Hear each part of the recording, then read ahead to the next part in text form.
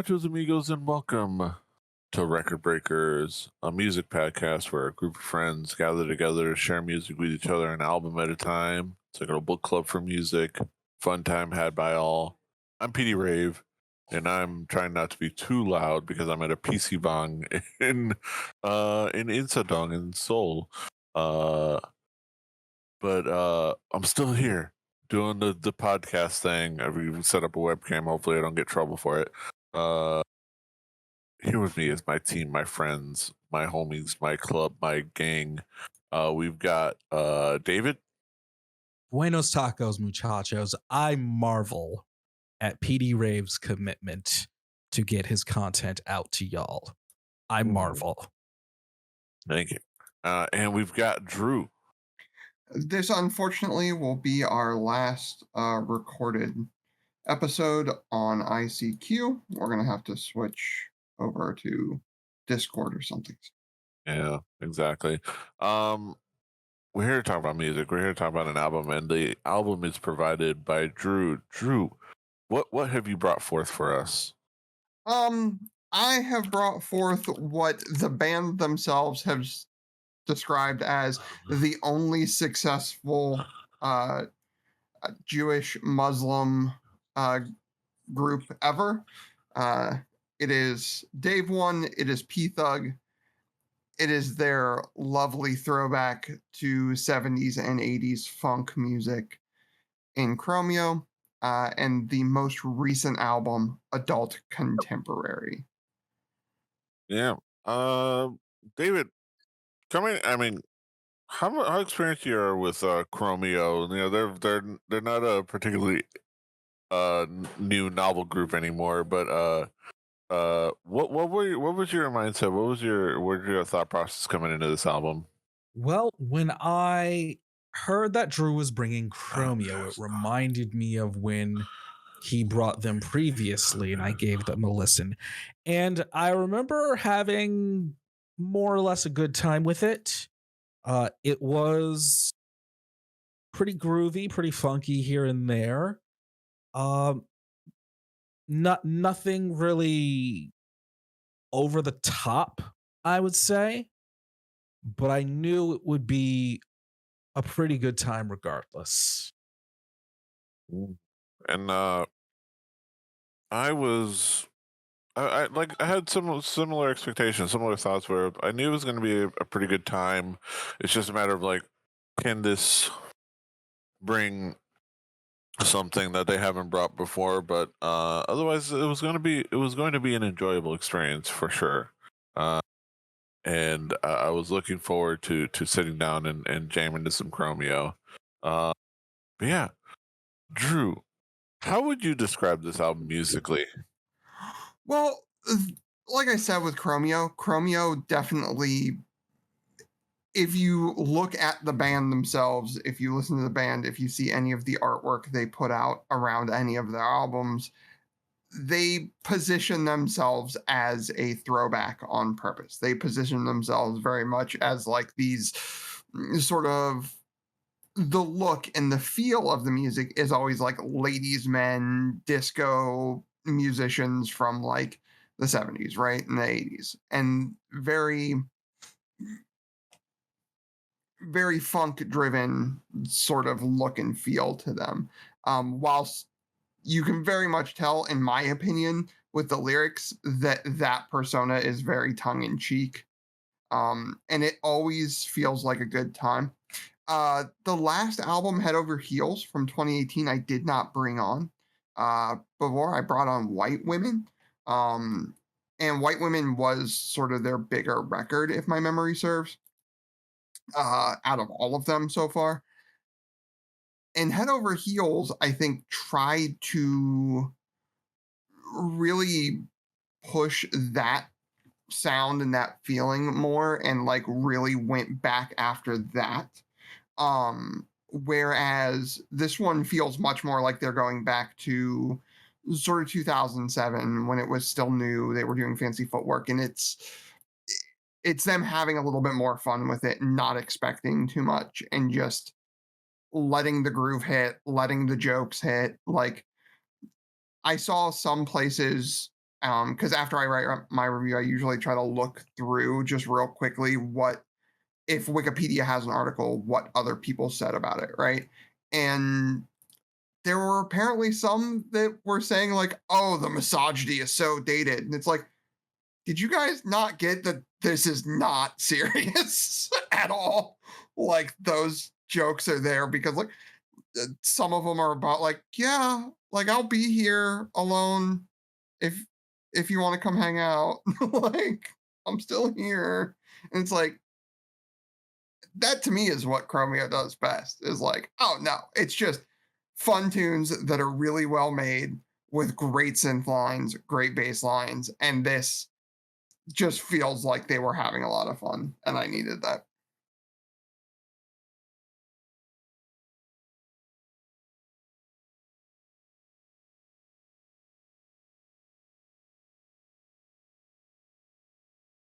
You're muted, P. Wait, hey, David, how would you describe this album musically? Uh, I would describe this musically as Four on the Floor 101. We can call that a show title. Four on the Floor 101. It's it doesn't go too wild as far as the funk genre goes, or but it has its own pocket and it stays there. And these guys figure out how to make songs that have a pretty solid formula to them. Overall, it's not the most experimental kind of funk music, but that doesn't necessarily mean it's bad or weak. Like it's enjoyable overall still. Mhm. Yeah. It is good, feel good funk music, really good synth music, really good like throwback tunes. It isn't as like new feeling as it was when it was like, oh, this is when it was like white women uh back then, where it's like, oh cool, somebody's like doing this like really cool throwback sound. um but that's not bad, like, you don't have to like reinvent the wheel to, like, there's an old phrase, I think I've used it a couple times, you don't have to reinvent the wheel to make a good set of tires. Um and this is a pretty solid, good set of tires. Has good treading and grooves well. And even if it treads on similar ground, it still does it well, and it's fun to listen to. The tracks uh uh are fun, and the lyrics are uh suitably uh fun and a little like tongue in cheek, like Drew said, and it has some great moments. I think it also very much speaks to like it is very tongue in cheek lyrics, very speaking to like for certain generations, real life. And we'll get to like some of that when we talk about the key tracks, um, but yeah, I think it's not a new thing, but it's still a good thing. Drew, what would be some of the key tracks for you that you would zero in on?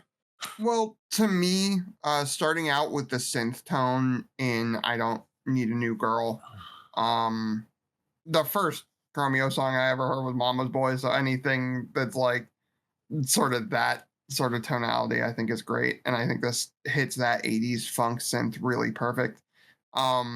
The intro, and the intro to "Lonesome Nights," um, gives me like those first like I'd say like 6, 7 bars give me these like super heavy Kmart vibes, and I absolutely adored it for that. I'm one of those weirdos that like love the Kmart tapes stuff that came out in the vaporwave scene like what 8 years ago now. God damn it, I'm saying stuff like that reminds me of how old I am.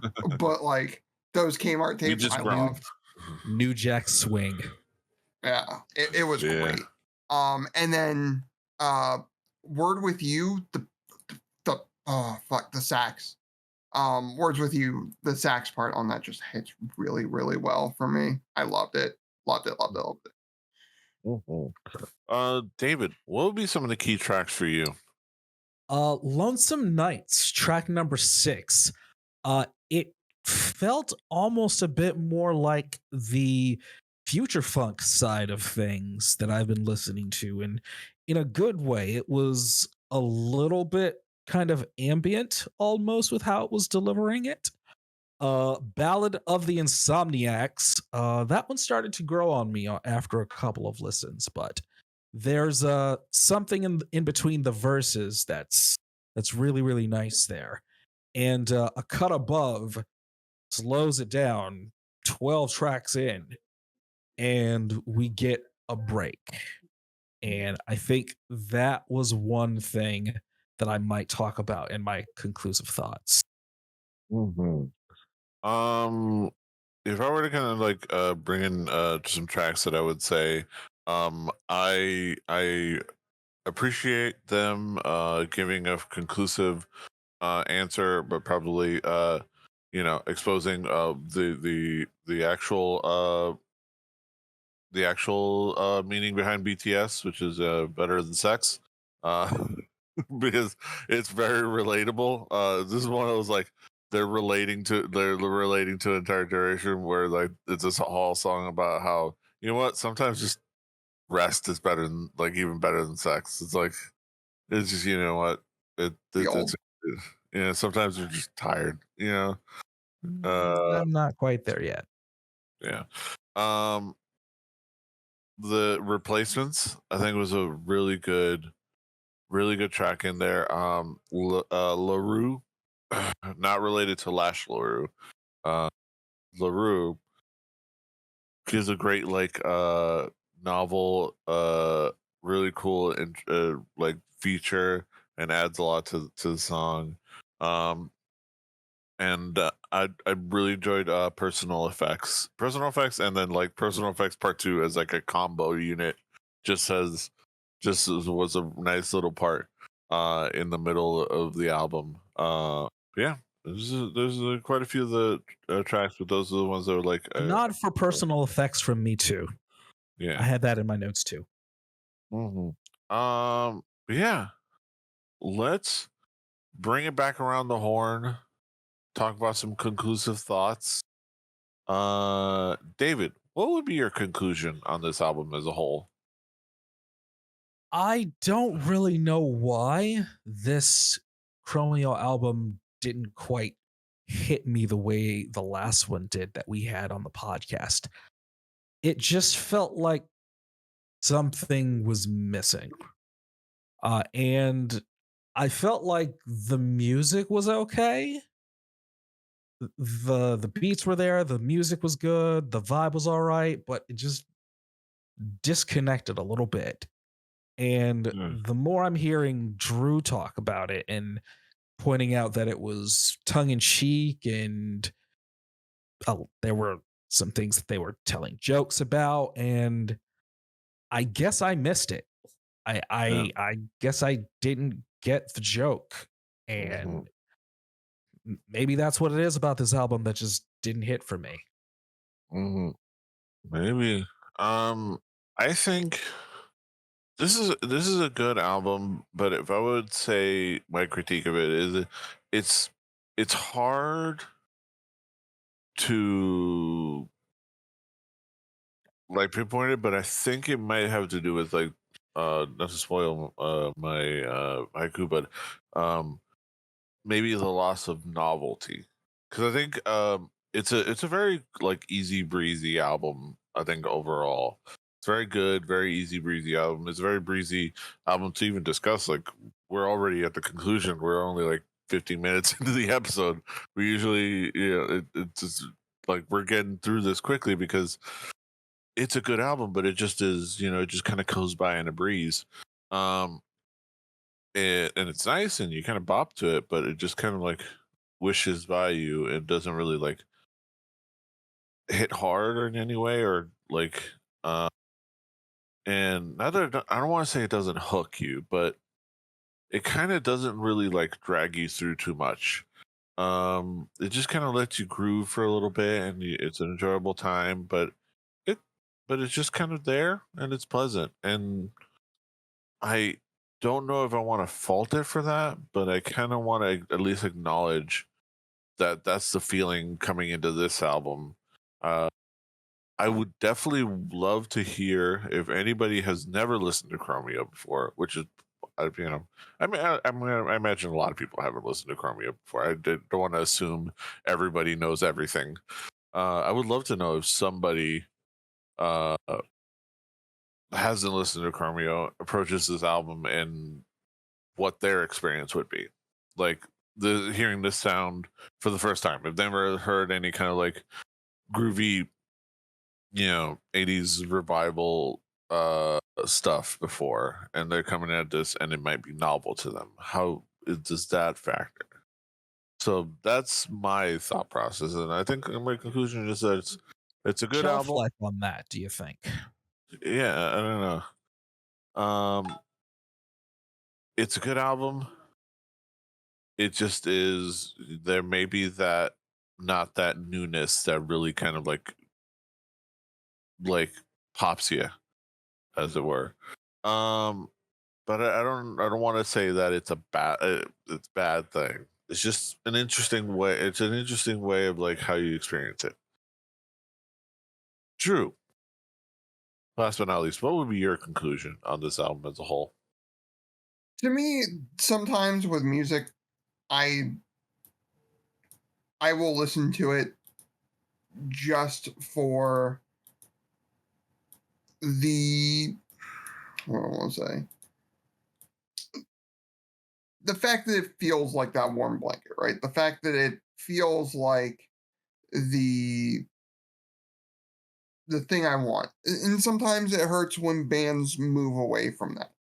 I know that like for a long time I liked Green Day and Blink 182, and part of why I went to Blink 182 was fart jokes and juvenile humor mixed with pop punk. And then I remember they went for a couple of albums and went super artsy and like tried to be like they were talking about their feelings and stuff and like getting like more emo and stuff like that. And it was like, that's not why I listen to you guys. And I can appreciate something like Chromeo just like, nah, we have a thing that we do and we want to explore the thing that we do. And it might sound the same or very close to a lot of what we've done before, but it's the thing we do. And we bring in that party, and that's just what we're gonna do. And Yeah. I appreciate that as a listener.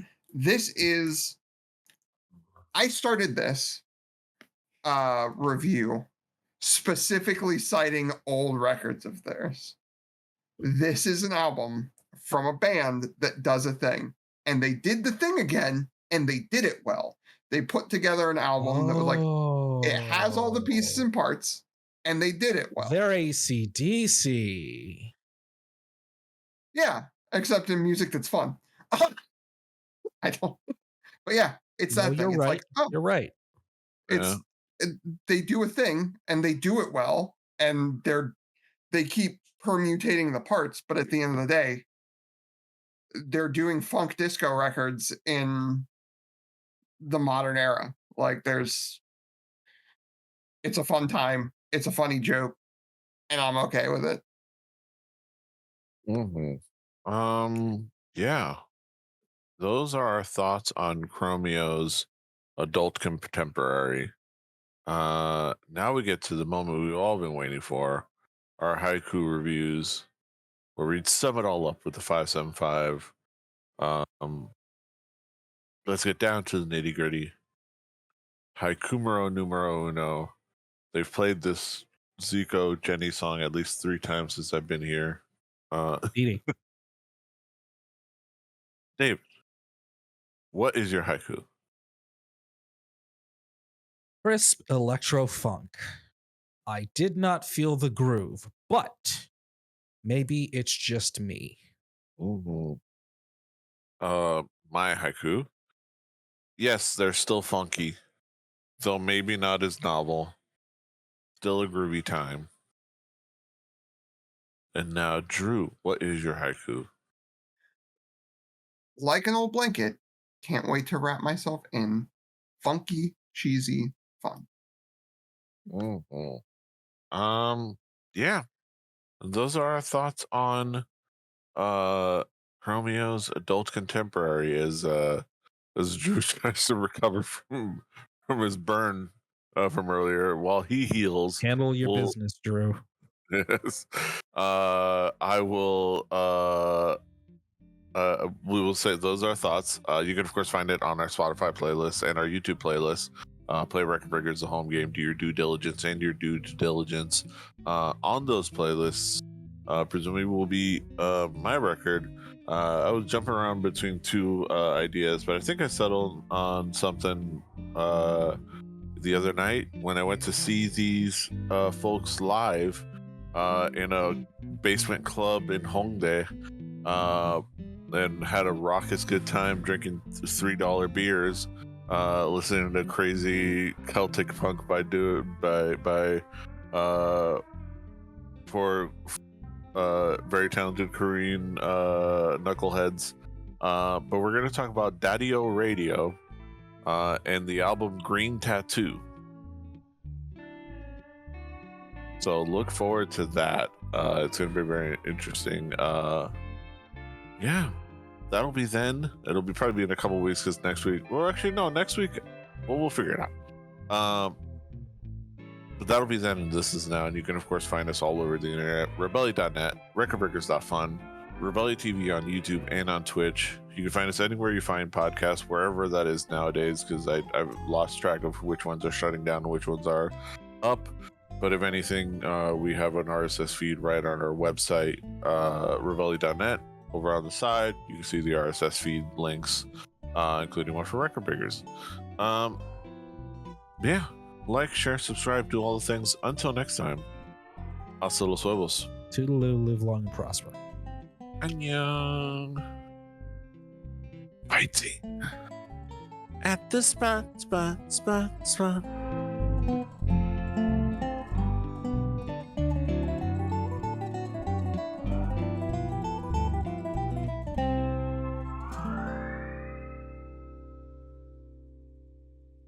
Diamond Club hopes you have enjoyed this program.